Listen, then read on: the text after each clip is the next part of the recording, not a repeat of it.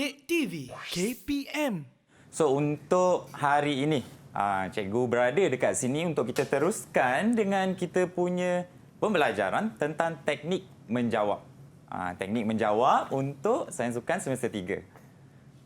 Baiklah, saya teruskan dengan apa yang kita akan lalui hari ini. Sebelum kita pergi kepada teknik menjawab, cikgu nak buat beberapa throwback ataupun kita revise balik. Cikgu dah tahu, kamu semua pasti sudah hampir untuk menghabiskan sukatan untuk semester 3. Cikgu cuma nak bagi tahu kandungan di dalam sukatan untuk semester 3. Ada sebab dia kenapa cikgu bagi tahu untuk topik-topik ni. Nanti cikgu akan go through kemudian. Baiklah, yang pertama untuk topik 1 kita ada kejuruteraan sukan. Topik 2 kita ada psikologi sukan. Topik 3 kita ada lakuan motor dan yang keempat kita ada pengurusan kecederaan sukan. Hanya untuk revision saja, penting sebenarnya ya untuk ingat topik-topik ni. Seterusnya, hari ini kita akan cuba untuk capai beberapa objektif. 3 objektif pertama adalah, yang pertama sekali kita nak tengok apa kesilapan-kesilapan yang sering dilakukan oleh pelajar-pelajar ketika menjawab kertas 3 untuk sains sukan. Seterusnya, cikgu akan terangkan pula bagaimana untuk menjawab soalan STPM Sains Sukan semester 3 dan akhir sekali kita akan gunakan soalan contoh untuk kita aplikasikan teknik menjawab yang kita pelajari. Okey, kita teruskan ya. Baiklah, untuk konstruk soalan. Konstruk soalan untuk semester 3 dia terbahagi kepada 2. Yang pertama kita ada bahagian A dan juga bahagian B. Okey, untuk bahagian B kita ada 4 soalan struktur. Cikgu biasanya wajibkan pelajar cikgu untuk menjawab semua soalan struktur ni. Kalau ikutkan memang wajib pun, tak boleh tinggal. Tapi pelajar bila dia tak yakin, ada setengah pelajar dia cuba untuk tinggalkan kosong. Walau bagaimana sekalipun, kena juga jawab. Penuhkan jawapan di dalam bahagian A ni. Baiklah, yang kedua kita ada bahagian B. Untuk bahagian B kita ada 3 soalan esei. 3 soalan esei, pilih 2 sahaja soalan esei daripada 3 soalan. Kebiasaannya, pelajar-pelajar yang rasa dia ada banyak masa, tendensi dia untuk jawab ketiga-tiga soalan tu sangat tinggi. Tapi cikgu sangat galakkan pilih 2 sahaja daripada 3. Baiklah, untuk pembahagian markah, kat atas ni kita boleh tengok. Untuk bahagian A, 30 markah untuk bahagian A. Dan bahagian B, 30 markah untuk bahagian B. Baik, seterusnya untuk bahagian A, soalan struktur. Okey, untuk soalan struktur kita ada 4 soalan. Soalan 1, 2, 3 dan 4. Berbalik semula kenapa cikgu revise semula. Kenapa pentingnya untuk kita ingat setiap topik di dalam sukatan pelajaran semester 3. Kenapa? Kerana setiap soalan sebenarnya telah dihaskan untuk setiap topik. Sebagai contoh, soalan 1 memang untuk topik 1, kejuruteraan sukan. Soalan 2, psikologi sukan, memang untuk topik 2. Soalan 3 memang untuk topik 3, lakuan motor. Dan soalan yang keempat memang untuk topik 4, pengurusan kecederaan sukan. So, jadi kebiasaannya kalau pelajar ingin mula menjawab, untuk soalan 1 dia dah boleh set dalam minda dia. Okay, soalan 1 untuk topik 1. Jadi semua konten, semua ilmu, semua knowledge adalah datang daripada topik 1 untuk soalan nombor 1. Begitu jugalah untuk soalan 2, 3 dan juga 4. Okey. Seterusnya kita pergi soalan di bahagian B. Kalau pelajar-pelajar tengok, berbanding dengan soalan bahagian A, cikgu tak letakkan nama-nama topik. Cikgu just letak soalan 5, 6 dengan 7. Baiklah, kenapa? Kerana untuk bahagian B, soalan 5, 6 dengan 7, kebiasaannya adalah antara keempat-empat topik di dalam sukatan pelajaran. Jadi ada probability topik mana yang nak keluar untuk setiap soalan. Boleh jadi daripada topik 1, 2 dan 3, ataupun topik 2, 3 dan 4, ataupun topik 1, 3 dan 4. Itu je probability dia. Soalan 5, kalau pelajar baca rangsangan soalan, kena tahu itu topik berapa. Nanti cikgu akan terangkan dengan lebih detail.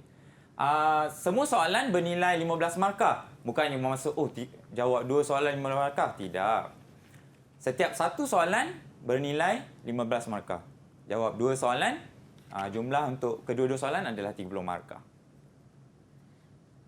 Okey, kita bergerak dekat objektif pertama yang kita cuba nak capai. Kita nak faham apa kesilapan yang selalu dilakukan oleh pelajar ketika menjawab soalan sukan semester 3. Yang pertama, menulis isi jawapan tanpa huraian pada bahagian B. Ni tengok pelajar-pelajar, isi jawapan.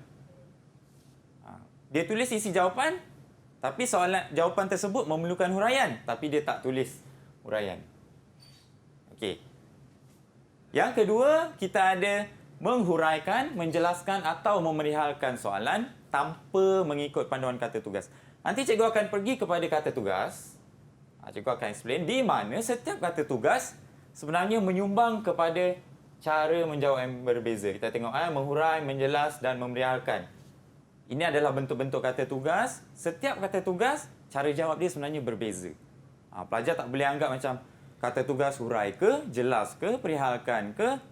Semua jawapan, bentuk jawapan dia adalah sama. Tak. Berbeza. Ini selalu yang calon selalu buat yang menyebabkan calon kilang markah. Dia tidak faham tentang penggunaan kata tugas ni.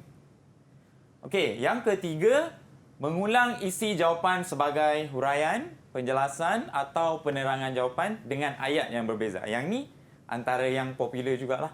Kesilapan ni antara yang paling popular. Apabila calon dia tulis isi jawapan, kemudian dia tulis huraian, dia anggap huraian tu adalah huraian kepada isi jawapan, sedangkan sebenarnya maksud yang sama untuk kedua-duanya.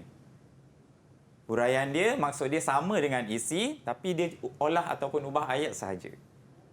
Okey.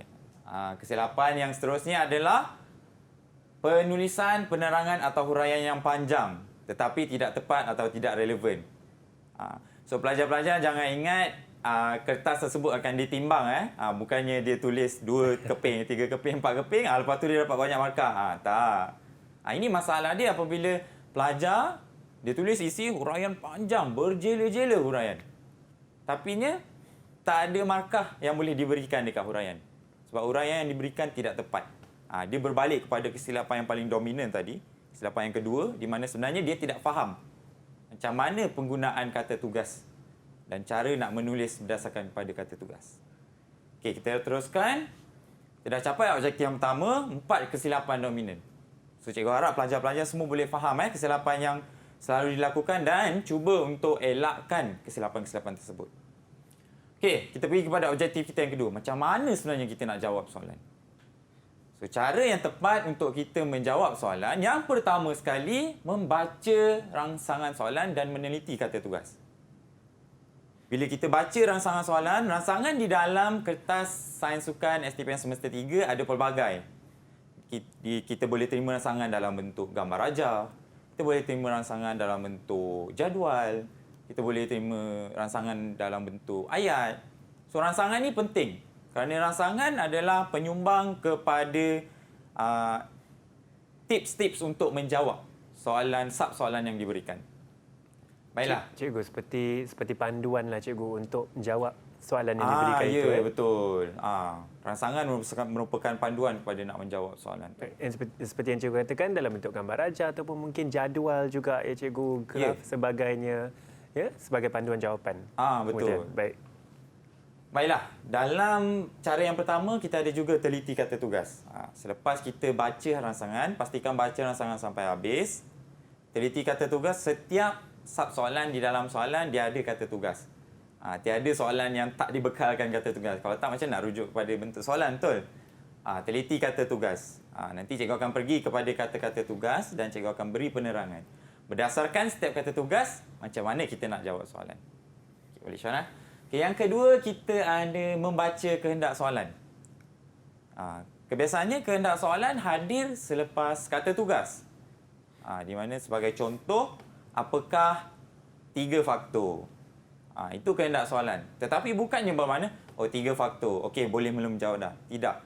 Pelajar perlu membaca soalan sehingga habis. Yang ini pun antara mungkin kesilapan yang paling besar. Tapi bukan daripada aspek penulisan jawapan lah, Hanif. Dia lebih kepada aspek membaca soalan tu.